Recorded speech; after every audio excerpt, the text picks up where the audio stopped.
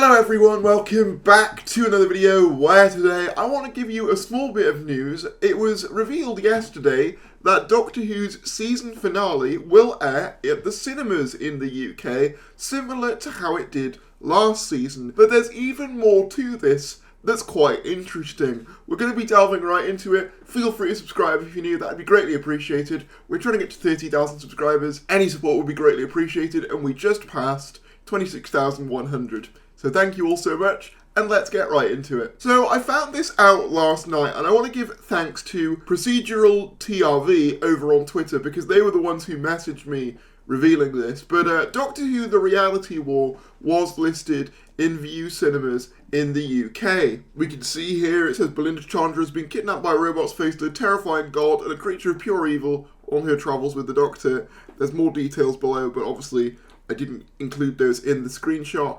You couldn't book these tickets yet, however, this site did exist. I just clicked on it now and it says it's unavailable, so obviously this was made available slightly too early. But according to my friend Ollie over on Twitter, The Reality War has also been listed alongside Wishworld, confirming that it will be a two-part finale viewing at the cinemas. Same with what they did last year, where they aired both Legendary Sunday and Empire of Death back-to-back in the cinemas in the UK. What's interesting, though, is obviously we've got a more full view of the description here. Belinda Chandra has been kidnapped by robots, faced a terrifying god and a creature of pure evil on her travels with the Doctor, with the TARDIS still unable to get her home to Earth. Belinda must fight for her life as the Doctor faces an almighty threat to reality itself. Very interesting description. So yeah, this listing is from Showcase.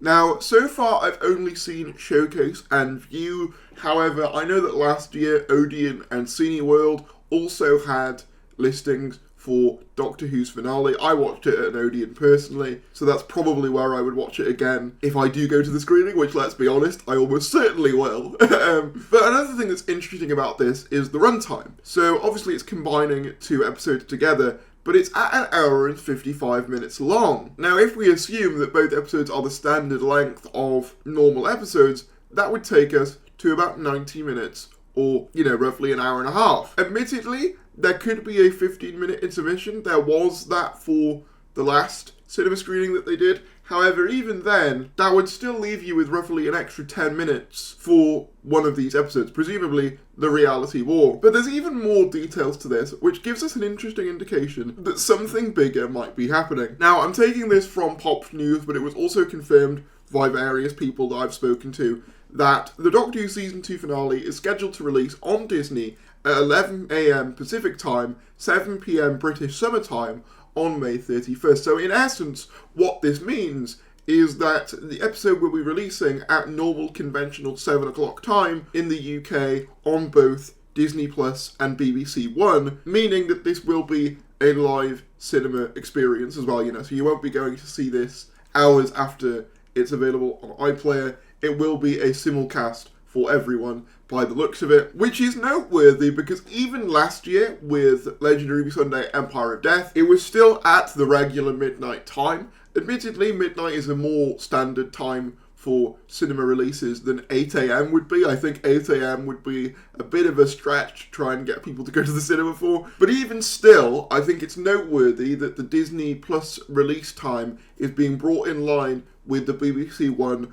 broadcast time. Previously, we've only seen this be the case for 60th anniversary specials and Christmas specials. As I said, even season 1's finale didn't get this treatment, which implies that something bigger will happen in this episode. Potentially, as a lot of people have speculated, could this indicate towards some kind of cliffhanger, potentially a Ncuti Gatwa regeneration of some kind? We know that there were reshoots in February. We also know that Ncuti Gatwa has a new role coming up in the theatre for the next few months, which basically rules him out of filming for Doctor Who if the deal gets renewed, or whether, they find another partner, or however they do it. So could this be Gatwa's regeneration story, and the reason that they're airing it at the same time, both on Disney Plus and BBC One, is to avoid any spoilers? Because everyone will know, one of the annoying things about this current release schedule is, obviously, everyone watches it at like 7 or 8 o'clock, and then you've got to wait all day if you're in work, and then you've got to try and avoid spoilers for a whole day. I think they don't want that for this episode, and my only sort of thought as to why would be that there's something very big happening in this episode that they do not want spoiled, and presumably a regeneration would fit that bill. I've also speculated that maybe it could be a companion death, but even that, I don't know whether that feels big enough and like monumental enough. I think a regeneration would be the likely reason for this airing at the normal time. Either way though, I was taking a look at what the previous cinema release drew in, and apparently across 276 UK cinemas, Doctor Who, The Legendary of Sunday and Empire of Death pulled in £364,000 in obviously one day, which is a pretty nice chunk of change for episodes that people could go and watch for free. So I can totally understand, even beyond the potential big moment aspect, as to why they would repeat this strategy, given that basically gave them a 300 grand or so. I remember seeing people compare this to previous Doctor Who cinema performances. We can look here at the website that I got this from with UK box office data. As you can see here, it was the fourth title, earning £364,000 in its total gross. Day of the Doctor did earn 1.7 million in UK theatres. However, it's worth noting that it was in almost 200 more cinemas at time of that release. Deep Breath is probably a more apt comparison, and that earned 522,000, but again, that was in even more cinemas than Day of the Doctor was. So again, this does seem like an extra sort of source of revenue for the Beeb, and this is why I truly don't believe that Doctor Who will be fully cancelled, at least for the foreseeable future. Is like, very few other shows could have a cinema release that earns, you know, a few £100,000 each time just in the UK. There's obviously a consumer base, there's obviously a market for this TV show. We can see here, UK box office data show that Doctor Who took 364,000 on Friday night, putting it in 4th place on the charts. This is a respectable position given that Doctor Who had a single screening, unlike others in the chart, which had screenings across the weekend, with 276 cinemas showing the 2-part series finale. This equated to a site average of £1,320. Again, this is another respectable figure, given that the screening did not start until 11 PM. This is another aspect too. Because this is on at a more normal time, I wouldn't be surprised if the box office take for Doctor Who this time is even higher, concluding close to 1 AM the following Saturday morning.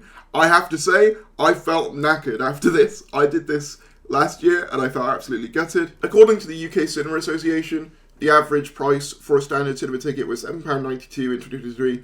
Based on this average ticket price, this would equate to 46,004 tickets sold. Anecdotal accounts of tickets costing £15 for the screening would therefore equate to around 24,290 tickets sold for Doctor Who. So this is what I mean. Even if the show is not getting the viewing figures that it used to, there's clearly an audience willing to pay money for things like this. And I mean, how many other shows get the cinema treatment?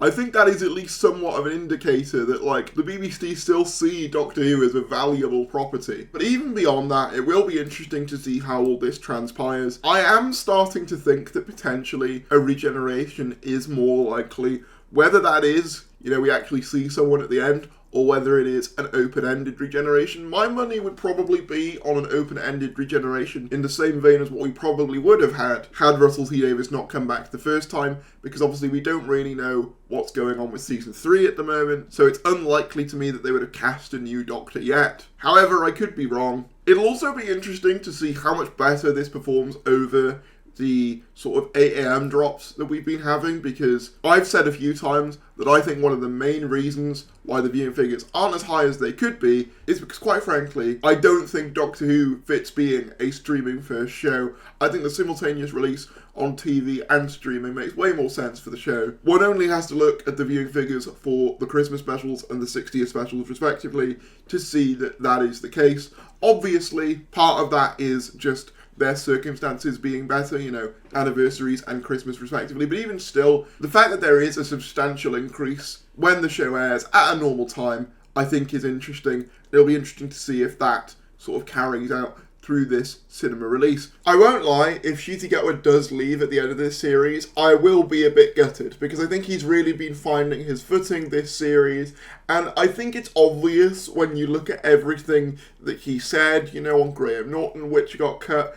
It didn't seem like he wanted to leave this early. If I had to guess why, it would be the fact that they weren't renewed when maybe they thought they were going to be renewed. I think the original plan was probably that Disney would renew it after season 1, and then they could film season 3 as planned with Gatwa, and let's be honest, that hasn't gone to plan. I know that they say that a decision was always going to be made after season 2, but that doesn't really square with Russell's statements of yearly Doctor Who back in 2023. I think they kind of assumed they would have an answer earlier than now from Disney. So it does feel like it's a lot more circumstantial as to the reason for Gatwa leaving, rather than him actually wanting to leave, which would be a shame. Equally, if they do get a recommission, either from Disney or another streamer, or just the BBC on their own, that would mean that if they cast a new actor, they would be able to film potentially this year. I don't think the BBC want to do